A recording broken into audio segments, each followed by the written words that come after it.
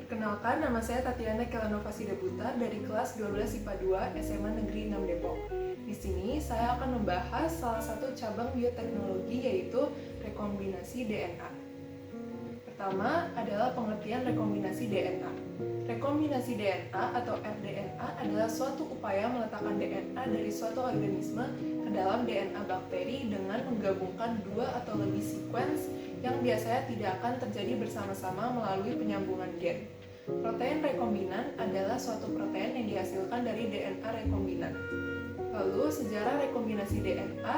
Yang pertama, teknik DNA rekombinan pertama kali diusulkan oleh Peter Loban, yaitu seorang mahasiswa pasca sarjana. Lalu, yang kedua, eksploitasi teknologi DNA rekombinan difasilitasi oleh isolasi, penemuan, dan penerapan endonuklease restriksi oleh Werner Arber, Daniel Nathan, dan Hamilton Smith yang mereka terima tahun 1978 dalam penghargaan Nobel dalam kedokteran. Lalu pada tahun 1977 diproduksinya biosintetik insulin. Selanjutnya ada proses metode rekombinasi DNA. Metode transformasi DNA merupakan salah satu metode untuk memasukkan DNA ke dalam sel bakteri. Metode transformasi ini pertama kali dikembangkan untuk memindahkan sifat-sifat genetika yang membawa kenyataan bahwa DNA adalah bahan genetika.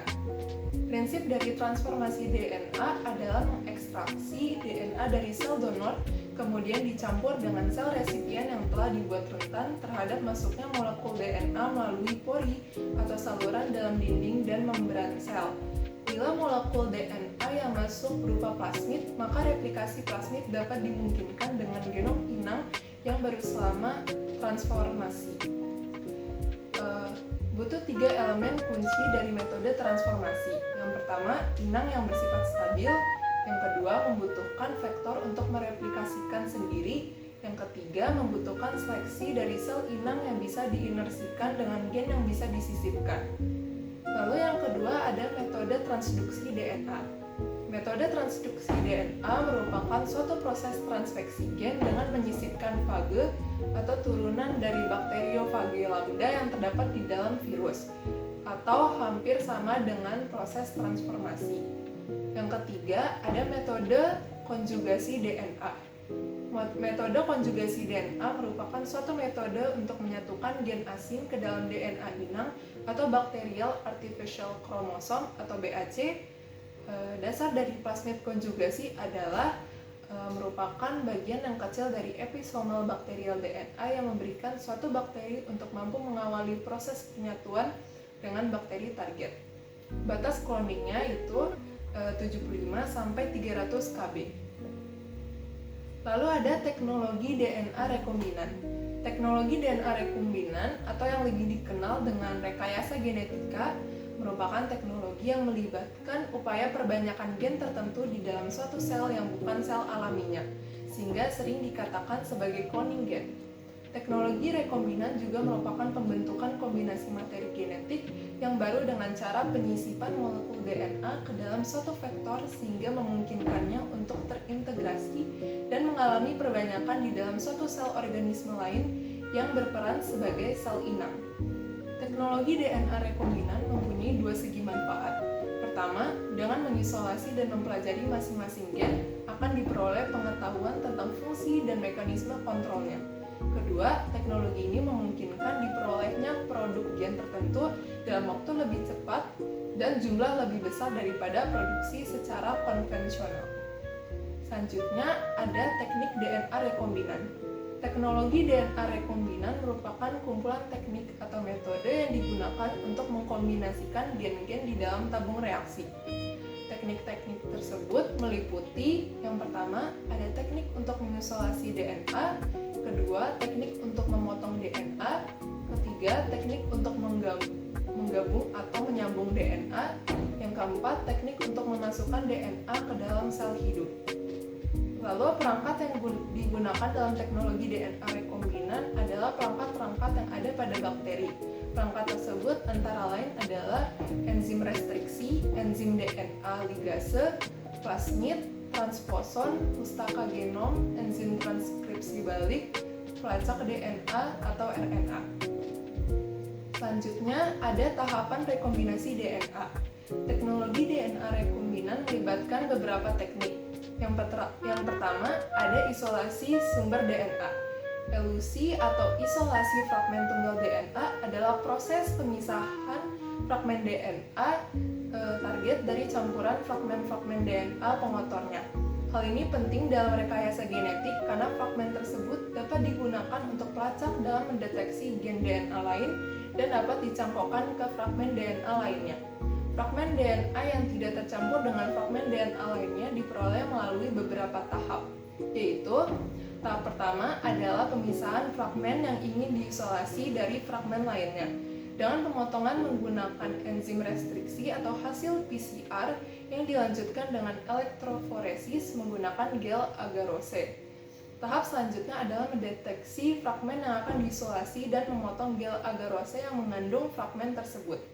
Tahap yang terakhir adalah mengisolasi fragmen DNA dari gel agarose dengan cara melewatkannya pada membran high bond end netral dan memberi larutan buffer elusi yang berisi tris buffer dan sodium dodesil sulfat. Yang kedua, ada pemotongan gen. Restriksi plasmid merupakan proses pemotongan fragmen DNA pada situs tertentu sesuai yang diinginkan dengan menggunakan enzim restriksi. Molekul DNA rekombinan tidak dapat dibuat dengan mudah tanpa adanya enzim restriksi endonuklease yang berperan sebagai gunting untuk memotong DNA pada situs spesifik. Setiap enzim restriksi mengenali urutan spesifik dan memotong hanya di tempat-tempat tertentu dari urutan basa tersebut.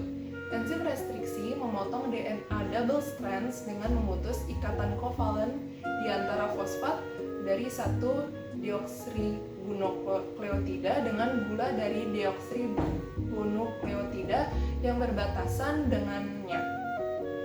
Lalu terdapat dua tipe hasil pemotongan ujung rata atau blunt end dan ujung kohesif atau sticky end.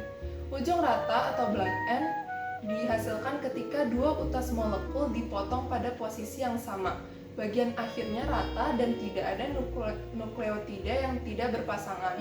Ujung kohesif atau sticky end dihasilkan ketika setiap molekul DNA dipotong pada posisi yang tidak sama sehingga salah satu utas menggantung dengan beberapa nukleotida. Akhiran, single strand yang tidak rata ini dapat berpasangan secara spontan dengan basa pasangannya sehingga disebut sticky atau mudah lengket atau kohesif. Yang ketiga, ada penggabungan gen. Ligasi adalah proses penyambungan antara satu fragmen DNA dengan fragmen DNA lainnya. Di dalam pengklonan gen, DNA insert disambungkan dengan vektor pengklonan. Terdapat beberapa jenis vektor. Di antaranya vektor untuk bakteri adalah plasmid, phage, dan cosmid, serta beberapa vektor lain yang digunakan untuk organisme selain bakteri, yaitu yeast artificial chromosomes atau YAC, bacterial artificial chromosomes atau BAC, plant cloning vectors, dan mammalian cell vectors. Faktor yang sangat berperan dalam proses ligasi adalah enzim ligase. Ligasi berhasil bila kedua ujung yang akan disambungkan berkomplement. Kecocokan yang sangat spesifik dibutuhkan bila fragmen DNA yang akan disambungkan mempunyai ujung tidak rata atau sticky end, karena penyambungannya harus mengikuti kaidah Chargaff, yaitu T berpasangan dengan A dan G berpasangan dengan C. Sedangkan fragmen DNA yang mempunyai ujung rata atau blunt end dapat disambungkan dengan sembarang fragmen DNA lain yang berujung rata. Oleh karena itu, untuk mengklon suatu fragmen DNA yang spesifik menggunakan ujung tidak rata, sedangkan pengklonan DNA yang tidak memerlukan spesifikasi tertentu menggunakan ujung rata. Yang keempat, ada penyisipan gen ke dalam bakteri. Penyisipan gen dapat dilakukan melalui 3 cara, yaitu konjugasi atau perpindahan DNA dari satu sel donor ke dalam sel bakteri lainnya atau sel resipien melalui kontak fisik antara kedua sel. Yang kedua, ada transformasi, yaitu pengambilan DNA oleh bakteri dan dari lingkungan di sekelilingnya. Lalu ada transduksi, yaitu cara pemindahan DNA dari satu sel ke dalam sel lainnya melalui perantara phage. DNA yang masuk ke dalam bakteri dapat berintegrasi dengan DNA atau kromosom bakteri sehingga terbentuk DNA rekombinan atau kromosom rekombinan. Yang terakhir, ada memasukkan DNA rekombinan ke sel target. Memasukkan DNA rekombinan ke sel target atau sel hidup dapat dilakukan dengan 3 cara, yaitu transformasi atau pengambilan DNA rekombinan dari lingkungan di sekelilingnya, dan lalu yang kedua ada DNA packaging, yaitu memasukkan molekul DNA fage ke dalam partikel fage. Yang ketiga microinjection, yaitu memakai jarum super kecil untuk menginjeksikan DNA rekombinan langsung ke inti sel yang ditransformasi. Lalu ada aplikasi dan manfaat DNA rekombinan. Yang pertama, dalam bidang kesehatan, manfaatnya ada insulin manusia telah diproduksi secara massal menggunakan bakteri E. coli dan telah diperdagangkan untuk mengobati penyakit diabetes. Lalu ada vaksin hepatitis B yang digunakan untuk mencegah infeksi virus hepatitis.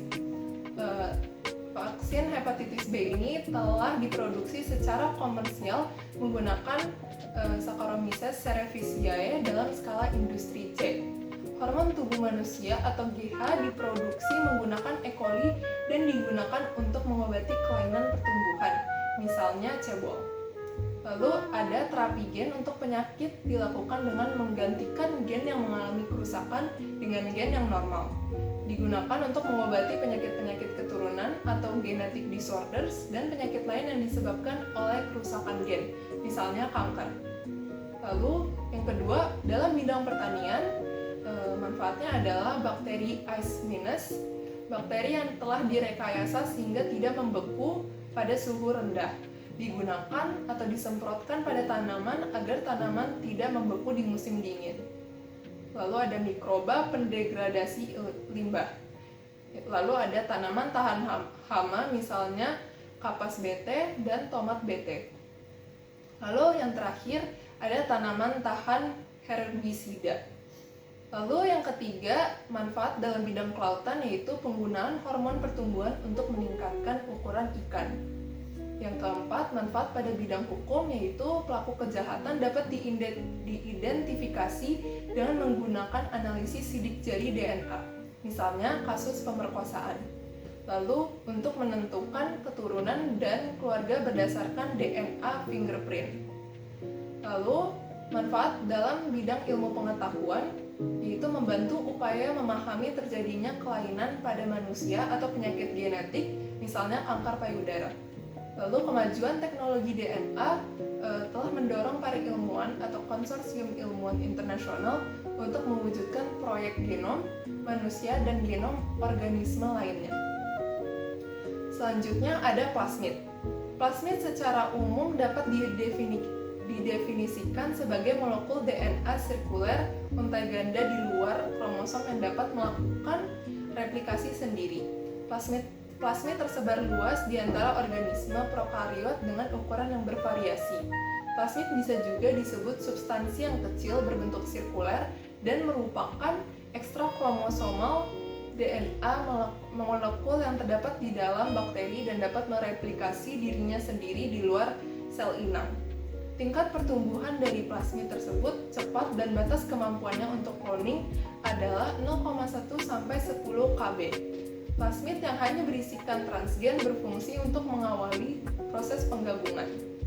Plasmid dapat dibedakan menjadi plasmid resisten, yaitu plasmid yang hanya berisi gen dan hanya dapat mengakibatkan suatu resistensi dalam melawan zat antibiotika atau racun. Yang kedua, cold plasmid, yaitu plasmid yang berisi tentang gen yang berisi kode untuk menentukan produksi, misalnya kolin, protein, yang dapat membunuh bakteri. Lalu ada plasmid degradatif, yaitu plasmid yang mampu memotong suatu substansi yang spesifik, misalnya tule, kelenjar saliva, dan lain-lain. Lalu ada plasmid virulen, yaitu plasmid yang terdapat di dalam bakteri patogen, contohnya dalam bakteria Salmonella yang dapat menyebabkan penyakit. Sekian presentasi dari saya, kurang lebihnya mohon maaf, terima kasih.